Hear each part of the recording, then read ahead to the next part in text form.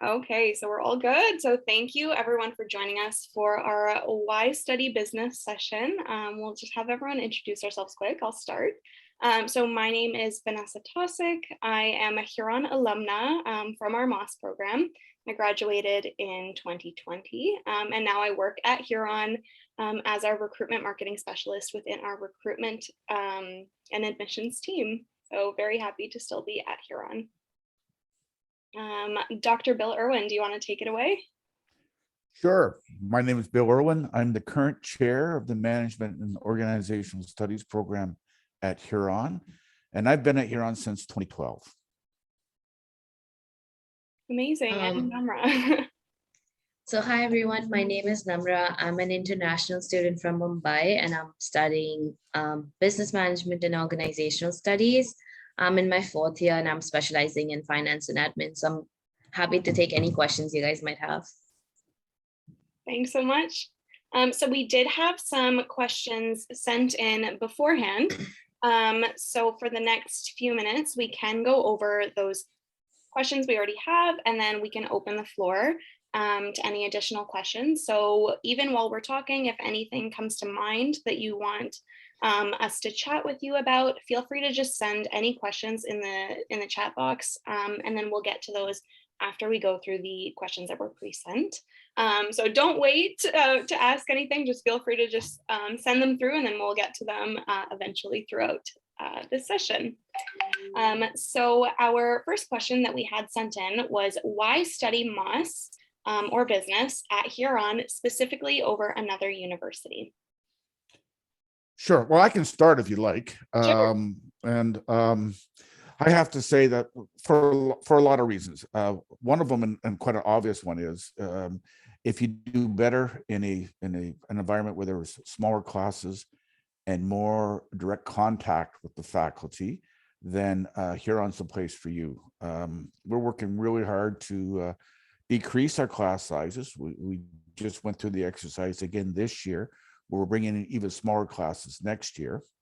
So more one-on-one time with faculty. By the time you're in 4th year, your classes will be 25 to 30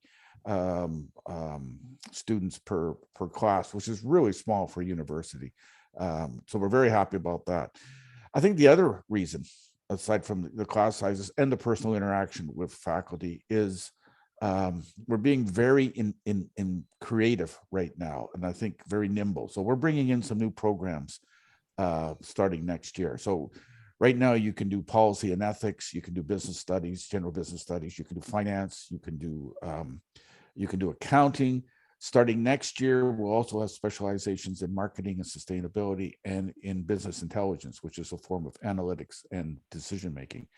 So we're expanding our program as well. We're very, very excited about that. So there's lots going on, and a very creative place for you to come. And we can talk a little bit more about some of the other things we're doing too, including, and maybe that might be one of your questions later, Vanessa, our internship program, where you get a chance to get a paid internship and course credit at the same time. But I'm sure that's going to come up later. Awesome. Namra? I can add a bit on that. I feel like the reason I enjoyed the business course the most in my first year was because it had nothing to do with theories or memorizing formulas. It was more like practical application-based learning, where like once you understood some concept in class, you would have to apply it in the exam, and the exams were not like restricted in a way where it was just like exams and that's it. We also had group works where we were involved with different groups, and we had to be creative with coming up with the business plan, a strategy. And what we learned in the classes were case-based studies. So case-based studies are basically you are given an example of, let's say, a local institution or like a bigger institution or a business, and you're supposed to go through their data and understand what their past problems were, what were the options that they could have taken moving forward, and you sort of see and navigate financially or which ones are the best fit for them, and then you then on decide which is the best option for them. So I feel like it gave you more hands-on learning experience within a classroom, where it wasn't just like sitting and looking at the screen and learning through a presentation, but more like understanding the concepts that actually happen in the real world and then apply it to your exams. So I think that was the best part.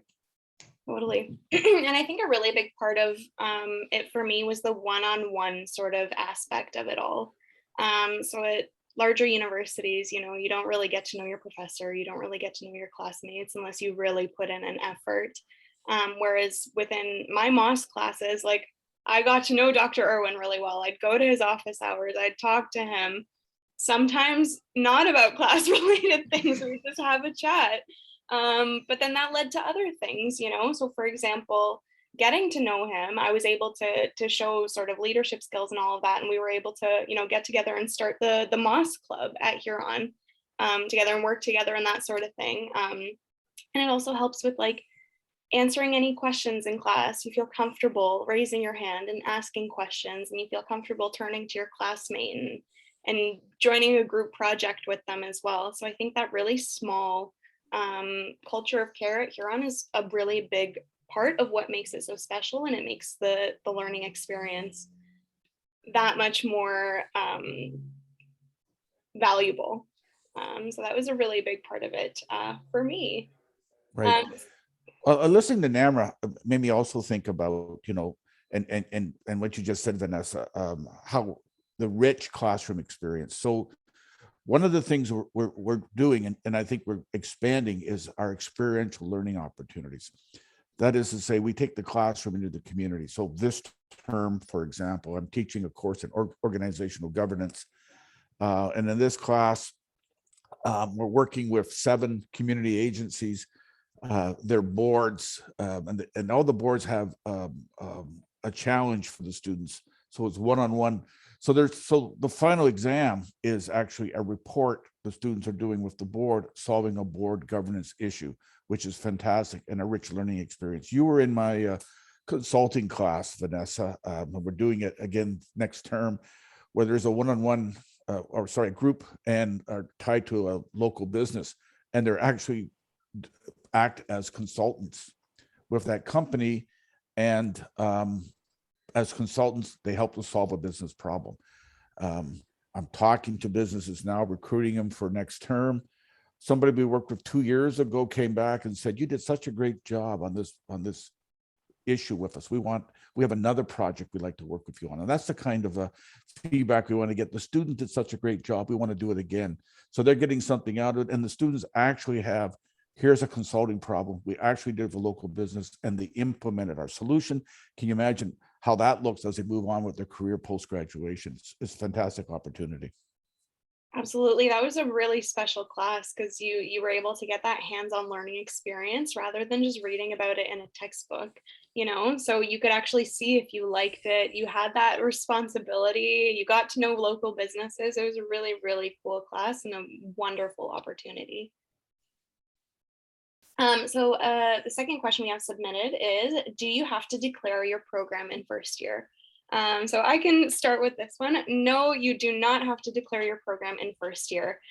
You don't declare your program until going into second year. So that's the beauty of a liberal arts education, is your first year is going to be quite general, so that you can sort of dip your toes into the waters of different programs, take different classes, see what you like. And then only after your first year of studying is when you declare your major. So for example, in my first year, I took one Moss class, and then or a business class, and then I took economics and math and sociology and philosophy and anthropology. So it was quite a range of different things. And then I declared my major, doing a specialization in organizational studies, policy, and ethics with Moss going into second year. Going into our third submitted question here, is there flexibility to combine programs? So absolutely. So you have freedom to combine programs. Personally, I combined Moss and I also did a minor in media studies. It was a really, really fun combination for me. I tell people I got to use both sides of my brain. So it was very critical thinking and numbers focused and all these different things with the Moss side, and then super creative with the media studies side. So absolutely, you can do a combine programs if that's what you want to do. Some people will choose to combine MOS and computer science, or something of the like. Namra, have you combined MOS with anything Yeah. else? Not really. So in my first year, I was a psychology and a computer science student. So it was a bit like doing a bit of everything. And then I realized that I wasn't interested in either or, and I enjoyed my business course way more than the other two. So I like switched. But like when I tell my friends, they're like, oh my God, that's such a radical switch. Like, how did you do it? So I just want to say, like, everything is okay. You don't have to like think about it too hard. Once you come in, you can experience the subjects, how you enjoy the program, and then decide on to which one you want to move forward with. Like I have friends who are doing a lot of interesting combinations. I have a friend who's doing psychology and economics, another one who's doing governance, leadership, ethics, and English. So like there's no end to like which programs you can combine. If you see a program, you can combine it with anything else. Great. I just want to add to your both of your comments, but Vanessa, you're talking about your media studies, and just to let people know that we don't offer that at Huron. So you can do your Huron degree and something at Western like you did. So you're not restricted to just Huron. We have our three sister campuses, Western, Kings, and Brescia, and you can take courses there. You might find something there that you want to combine with your Huron degree, a double major or major or minor or what have you. So you got the ability to pick and choose from 4 campuses, which is really special. And they don't all offer the same thing. So that really just expands our options. Absolutely, And yeah. so I'm so happy you came to us from college and computer science. I'm glad you came over to our side of the table. So, all right. Anyways, sorry, Vanessa, I cut you off. Go ahead. No, that's okay. We're glad as well. But yeah, you can take up to 40% of your classes off of Huron's campus as well. So if there is a program that Huron doesn't offer, you can take it on another campus as well. So for example, I had a friend who did a double major in psychology and Spanish, and her Spanish classes were at Western. So you do have that opportunity as well. So it adds for a lot of flexibility and to find what you like. And to that end, your academic advisor can help you with all of this. So you will have a dedicated academic advisor from start to finish of your undergrad, just one person who will know your story starting in first year and will be with you until the end of your undergrad. So you never really have to tell your story twice. They'll be able to help you with any sort of guidance towards courses or declaring a major or anything sort of academic related and all of your academic goals. They'll be there to help with all of that. So if you do have any questions about adding a minor or a major on another campus or looking at a program to combine with MOS, your academic advisor will be more than happy to help you with that as well. So you'll have someone in your corner, no matter in which department at Huron, you'll always have someone in your corner to help you out. So moving on to our next pre-submitted question, are there any unique courses or opportunities within the MOS program? So I know we touched a bit about the consulting course, which is a really neat experiential learning opportunity, but are there any other unique courses within the MOS program? Oh, well, I would say yes. I mean, so for experiential learning, we do many courses. For example, we have a 3rd-year course in project management, which is experiential learning. And that class now has a partnership with City Studios, City of London, and does a project with city staff every year, in terms of problem solving, looking at problems. We have our business government relations class. So it's a policy class that looks at how government policy impacts business, how business impacts government policy. Last year, did a project with the London Film Studio Company and how to attract the film industry to London, and became the final report. Again, that's another partnership class that's going to go forward and do partnerships in future. Just mentioned as we started our conversation this morning, we're bringing a whole new area of focus around business intelligence. So this is working with data analytics. This is a hot area in terms of professional development in future. And another area that we're bringing on board is marketing and sustainability. So we're looking at environmental issues in terms, and as well as marketing together. So, trying to think about what we're going to be doing in terms of business and the planet, kind of the 3P approach. I don't know if you're familiar with the 3P. It's people, planet, profitability approach to courses. So very happy around some of that. So there's just some examples that we're working on and thinking about new. And in your stream, Namra, I'm sorry to say it's not going to start the next year. We're doing a new course in derivatives, and which will be a big part of finance in future as well. So yeah, we're always expanding.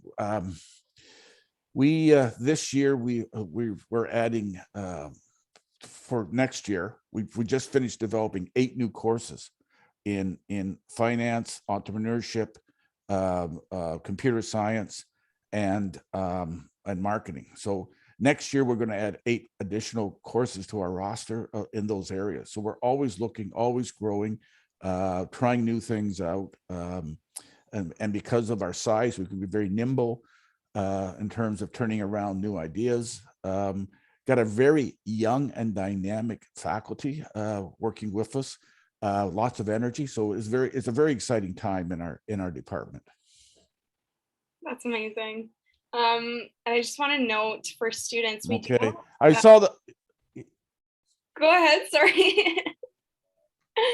No, I was looking at the chat, but if you were going to talk about it, I'll let you go first. There's a question here. Yeah, I just want to note at Huron, we do have a partnership with an institution called City Studio, Right. which is a local institution that we're able to do sort of experiential learning opportunities within our classes that directly impact the City of London. So students are able to have like a visible impact on the city. They're faced with a problem that the city is facing. And then within that class, they're able to sort of analyze it and research and come up with different solutions for this problem that the city is facing. So it's a really, really cool opportunity that many different classes and departments at Huron have had an opportunity to take part of so that students can, see their ideas come to life as well and have that impact on London, because London is the, I think, 11th largest city in Canada, but it's still quite a small community. So you still can have an impact and see your work and all of that as well. So that's a really cool part of Moss at Huron, because I know Moss does take part of a lot of the City Studio projects as well. We do. I see a question from Charlie here in the chat, and I'm going to answer that in a couple parts. First off, Huron is never going to separate from Western. So this whole conversation is about Huron renegotiating our arrangement with Western to change it a little bit in terms of what some of the resources we get and some of the contracts we have in terms of services with Western. So it's a renegotiation, not a separation. There's that. And we will continue to work with Ivy regardless of the new arrangement we have with Western itself.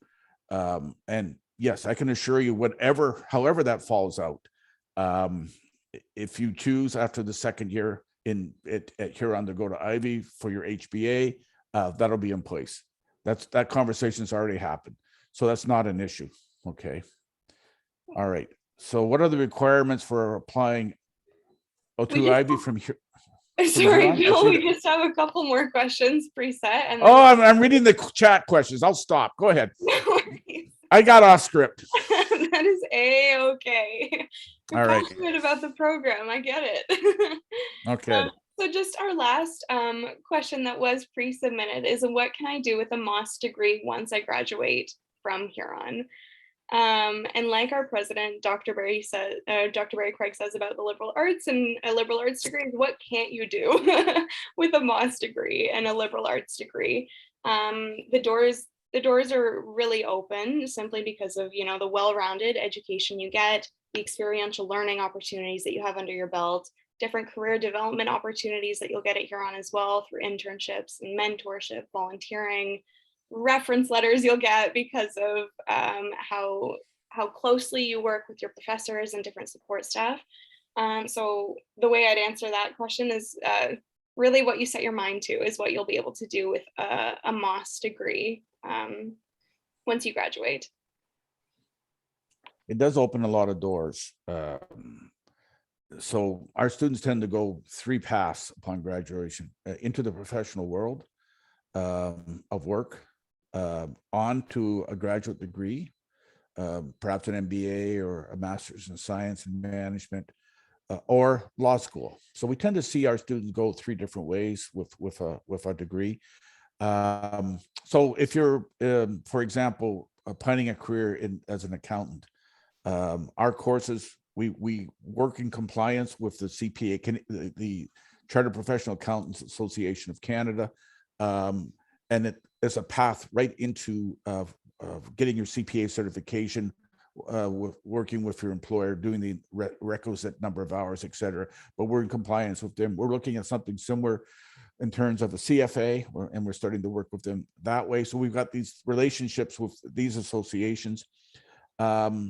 Many of our students go into employment almost immediately and start their career. So there's not that transition, you know, where you're looking and maybe you don't get the right job or something. I mean, we're very successful with that as well. So very, you know, it's a good step forward to your future if that's what you're looking to get started immediately upon graduation. Absolutely. Awesome. So that is all of our preset questions. So I'm going to start going through the questions that have been sent in the chat box. Some of them have been sent as direct messages to myself. So I'll just read them out loud, Okay. and then we can answer them. Yeah, so the first one is, can we apply for pre-law while we study business? If yes, what's the process?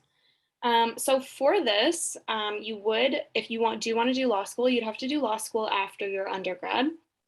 You can apply once you're in your 4th year, and you can do sort of pre-law prep stuff. So there are a lot of courses that you can take to help you prep for the exams that you need to get into law school. But to get in, our career development office can actually help you with this process. So they help with all sorts of different guidance for grad school applications, law school applications, that sort of thing. So you can work one-on-one with a career development coordinator at Huron to help you with your application to law school if that's what you want to do after your undergrad. The next question, if I study business at Huron, and am I able to take classes at Western's campus? So absolutely, you can take classes at Western. You can take up to 40% of your classes on another campus. So if you want to take an anthropology class like I did, you can take that at Western. So yeah, so you can study business at Huron and take up to 40% of your classes on an affiliate campus, so Brescia or King's, or on Western's campus as well. We answered Charlie's question earlier. What are the requirements for applying to Ivy from Huron? So many students who end up going to Ivy do have advanced entry opportunity. So what this is that they applied to Ivy while they were applying to Huron at the same time. Admissions averages change year to year based off of how many students apply, what their averages are like, what their extracurriculars were, all that sort of thing. You can also apply to go to Ivy while you're at Huron. But again, that's they have different sort of admissions requirements there. They do require a higher average, as well as many different extracurricular opportunities, leadership opportunities, that sort of thing. So they do look at your academics and your community involvement at the same time. And your advisors will be able to help you with that as well at Huron. The next question that was sent to me was, what can I do with a master's degree in business administration once I graduate? What kind of job opportunities are available? So we don't offer master's degrees in business administration at Huron. At Huron, the MOS program is a bachelor's degree. The only master's degree we offer are in our faculty of theology.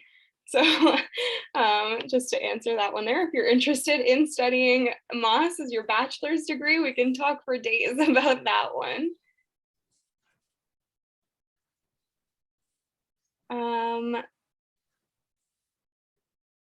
Another question about a master's in business administration. So again, we don't offer that at Huron.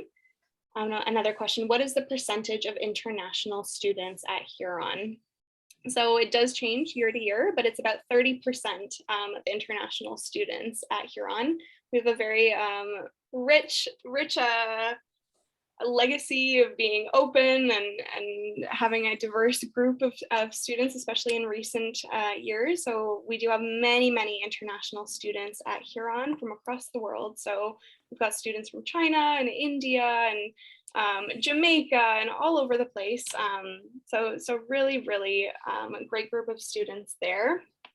Apps International House is actually a place on campus. It's open to all students, but it was recently renovated to be a space to foster our international community as well. So we do have a lot of programming happening in the house throughout the year. Different, cooking sessions. The other day we decorated the house for Christmas and different events going on in there. So really awesome space for international students. We have our student engagement officers who are our sort of international student leaders, so lots of support there as well. And Bill, it looked like you were going to say something. I was, but I didn't want to interrupt you again. So I can speak from the perspective of international students in the classroom, because in our program, we have a very high number of international students in the management program. And it's great to have that diversity of thinking and approach in our classrooms, because we live in a global world. Business is in a global context, and starting in the classroom, you get that perspective, right? So it's very enriching. And I say, as an instructor, I really like that aspect of Huron, where we have all these perspectives and all these different views. And as we talk about the course subject matter, we can come at it from a lot of different places, not just geographic places, but a lot of different places, thoughts, cultures, concepts, and everybody benefits from it. So we're very happy to see the international students at our place. 30% Huron on average, but I think a little higher in our program. I think many international students kind of move towards management and organizational studies. Absolutely. And then we just had one last question before we wrap up here. So what average is required for early acceptance? And does it matter if you're completing a 5th year of high school now? So it doesn't matter if you're completing a 5th year of high school. That is totally fine. Again, our averages do change year to year based off of how many students apply, how high their averages are. So we do recommend that you're at least a mid 80 at your mid-year average to assess your admissions. Right. I think the question was early acceptance at Ivy as well, if I read the question carefully here. Is that right, Charlie? I'm not. No. Oh, just that you're on. Oh, okay. Thanks, Charlie. Just that you're on. Okay. Perfect. Okay, well, that is our time for the day. So it is 10:30, and we don't want you guys to be late for the next session. So thank you for taking the time to join us. We hope you enjoyed hearing all about MOS at Huron. I'm just going to put my email into the chat box here. So feel free to send me any questions you have about MOS so that we can get those questions answered afterwards as well. So yeah, feel free to send me an email. If you'd like to connect with Namra or Dr. Irwin, I can connect you with them as well. So yeah, my email is just in the chat box there. Feel free to shoot me a message, and then we can chat later as well. So, thanks, Have everyone. a great day, everybody. Thanks so much.